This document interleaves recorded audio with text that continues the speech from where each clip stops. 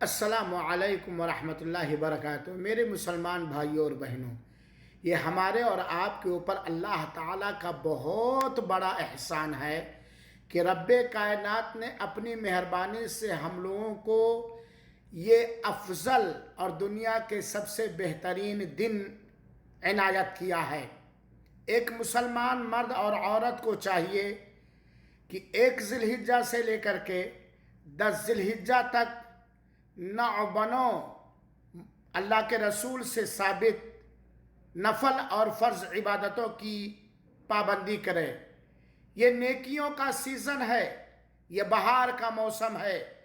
یہ اس عشر ذی الحجہ کے ابتدائی 10 دن ایسے موسم اور ایسے سیزن ہیں جس کے ایک ایک پل کو نیکیاں بٹورنے میں ہمیں لگا دینا چاہیے۔ جنت کے خزانے ان دنوں میں ہم